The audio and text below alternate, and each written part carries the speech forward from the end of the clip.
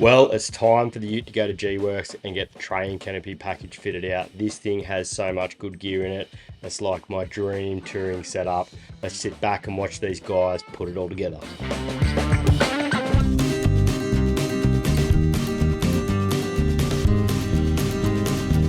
Oh my God. Okay, I've got a spare. What have you done? Oh my God.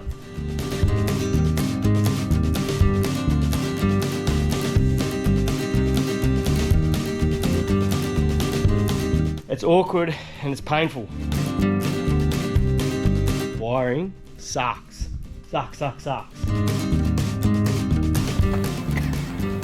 What?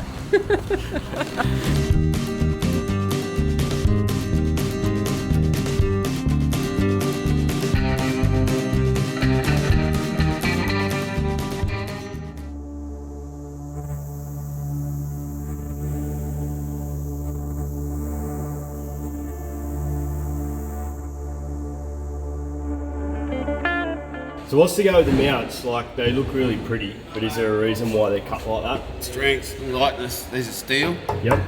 this is alloy, and this hollowness takes the weight back. Yep. The strength is built inside the shape. They're fairly solid. We used to have 3-point, like single mount here, single mount there, single mount there. Oh, yes. And this incorporates the whole thing in, which gives more rigidity through the deck as well.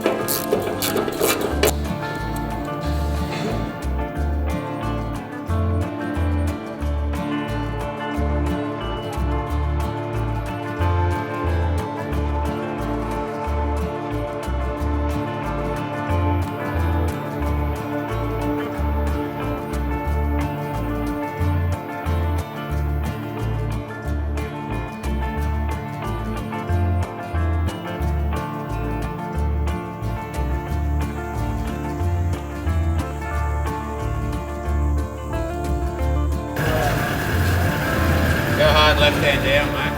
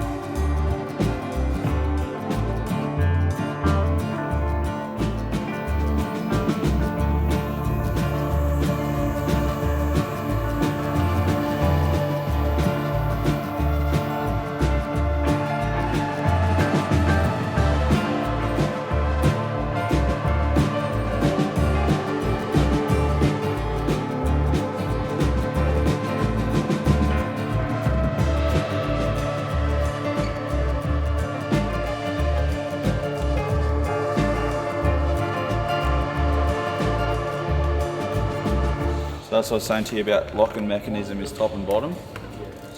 And then you can still mirror the door side to side if you want to. On the inside, the freezer is actually removable.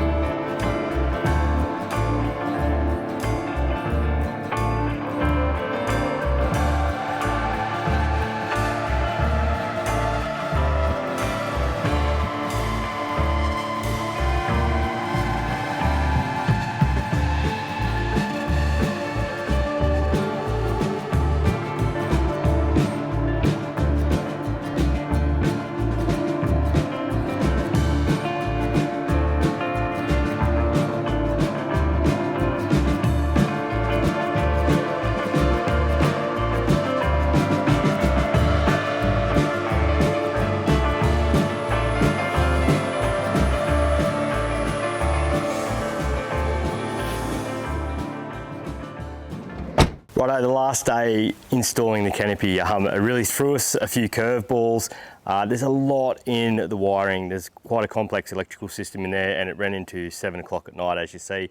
But we're home now, everything's buttoned up. So let's have a bit of a look around and a few things I couldn't really show on camera about the complexity of doing a canopy install like this. So one of the things we couldn't show you on camera, it was really hard to do, and I actually did this part, was installing a little switch on the actual handbrake. So we put a little switch on the handbrake, so when the handbrake is down and the accessories are on, there's actually a buzzer in the kick panel here that alerts you if a canopy door is left open.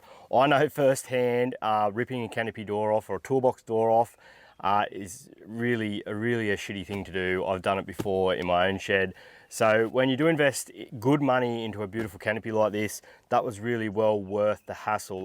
There's a little bit of mucking around. It's actually another momentary switch on the other side of the handbrake, because your car does come with one from factory, but we actually had to add one. Pretty full on thinking about how to wire this up, and the guy that did the wiring in the whole canopy did an absolutely amazing job. Super neat. So that's with the handbrake down, handbrake up, and the buzzer stops. Now the idea of that is you can still have the car running and the doors up on the canopy. As long as the car's in neutral and the handbrake is on, the buzzer won't go off. So that'll be pretty hard to stuff up. It's a really good way of wiring it, rather than just wiring it purely to accessories. So if you've got your car running, someone jumps out to grab something out of the canopy quickly, your buzzer's going off. So that'll be pretty friggin' annoying. Right, the other really cool little thing that takes a little bit of effort to get the wiring done is it has central locking, which is new to me and really excites me.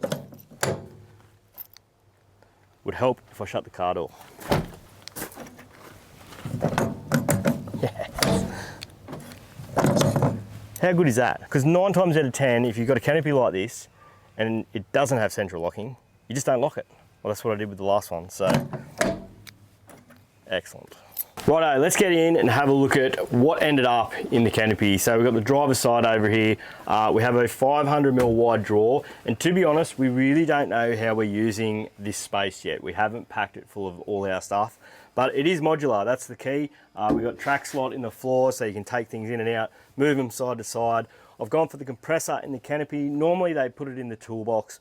I don't think I will be taking the canopy off. The idea of putting it in the toolbox is it's run off the start battery, so the canopy comes off, and not only your compressor but your water pump runs off your start battery and stays with the tray. So we've got that up there. We've got 2 auxiliary ports here that run outside of the cab. One is for the USBs in the door pods in the Alpine system, so they are always powered. So you can leave your phone in the door pod and it's always charging even if the car's off. The other one there is triggered, and these are all triggered through the Red Vision screen.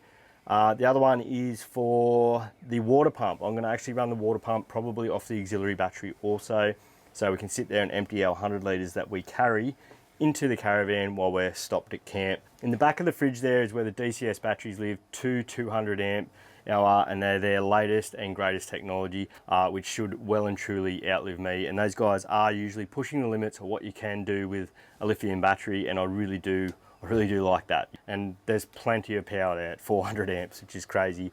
Above us here, we do have obviously LED lights in the canopy, but not only LED lights, these are also bug lights and dimmable and switched through the Red Vision screen. So we've got 3 lights come on through the Red Vision, and then they're also individually switched on the light, which I think is really important. Just to be able to reach up and turn a light on and off.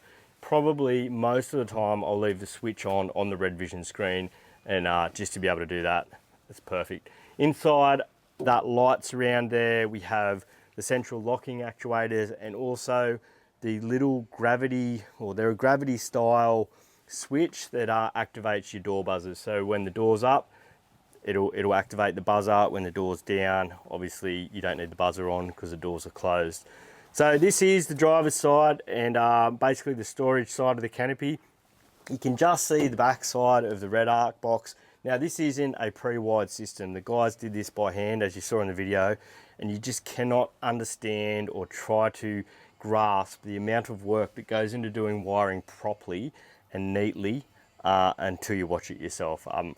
I do know a bit about what goes into it. I do a fair bit of it myself, but not to that level. That was really well done. He really thought about so many little things that I would have missed. All the bus bars, the fusing and the wiring on the batteries, everything is measured to length just to be right. There is a lot of work that goes into that. Underneath, we've obviously got the toolboxes. Both doors on the canopy and toolboxes are color coded, and as you saw, they're powder coated. They're not painted. They're not a 2-pack product, which for one, it makes them very easy to get repaired. It's really easy just to take it into the powder coater and get them recoated, as opposed to going through the process of rubbing, sanding, and perfecting for 2-pack paint.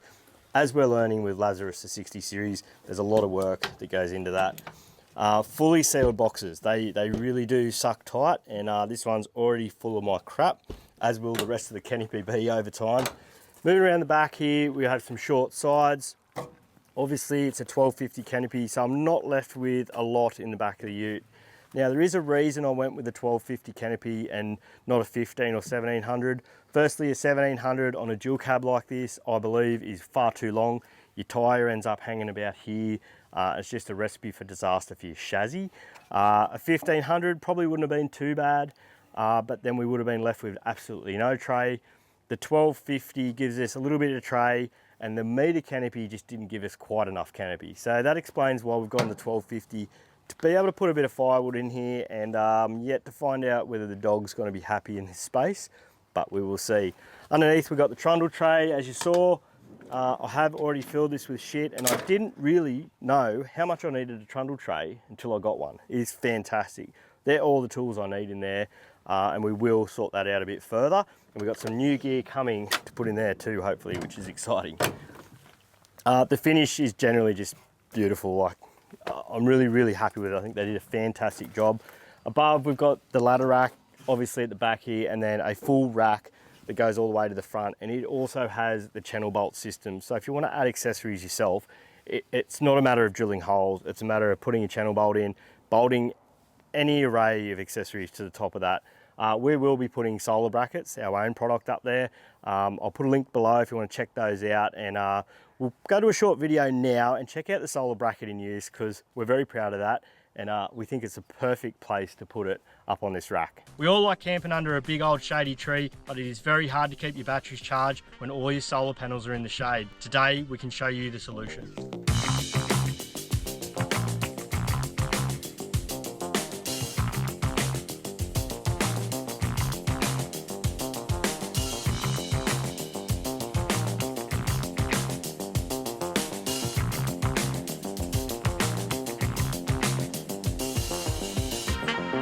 So if you've got a fixed solar panel on your wagon, ute, or even your camper or caravan, why not attach them using the quick fit solar clip so you can move your solar panel to the sun and not your whole camp. We've personally tested these brackets on some of Australia's toughest roads, covering a total of 60,000 kilometres. For more information, guys, visit smarttouringsystems.com.au.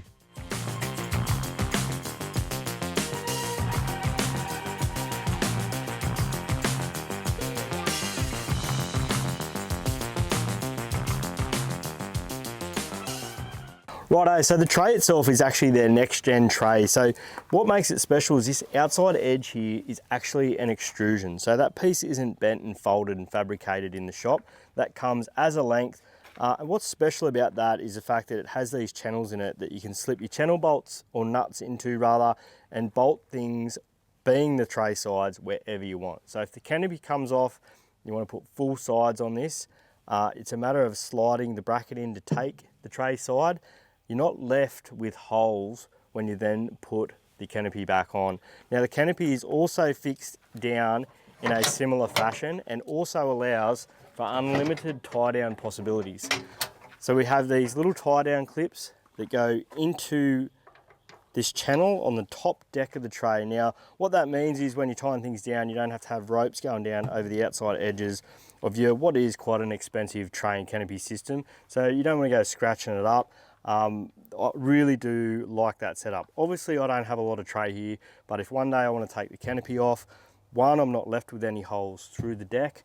Two, I have unlimited tie down options. Not only that, the ladder rack's fixed down that way. So really I could take the canopy off, I could take the sides off, I could take the ladder rack off, and then we're not left with any holes in the tray because of that extrusion around the outside. It's a really clever little touch and it gives it a nice clean look. Right, on the back left hand corner we have the water outlet here. There's a little switch on the headboard. Very neat little system, I really do like that, and quite easy to use. Coming to the business side of the canopy, and obviously this is the important side because the beers go in here. And speaking of beers, this is a new NRX 80 from Dometic. It's sort of the latest and greatest out at the moment. The main real feature for a canopy fridge is the fact that it locks top and bottom to stop that door swinging open on, you know, corrugations and things like that. Especially in the 79 series, they're not known to be riding that well. So anything that keeps the fridge closed is a winner. All right, now if you've got a keen eye, we're not filming this in a mirror. These G's from the Gworks laser cutter are back to front. Now, normally these bits of angle turn in, but me being that I've got, you know, those two 200 amp DCS lithium batteries in behind this fridge, it's really pushed it out to the limit of how far it can come out. Plus this being a new model fridge, that's where it really wanted to be fixed in. So the guys are going to run us a couple of new ones in the laser cutter and we'll turn those around. So we've got to get the G fixed. Would have been a good little thing for people to comment on, because I guarantee you people would have commented. Beside it, we've got the pull-out pantry here, which we don't really know if this is going to be a pull-out pantry for us. We don't plan on, you know, cooking out of the Canopy too much. We're always towing something, being that, you know, we are heavily involved with concrete campers, obviously.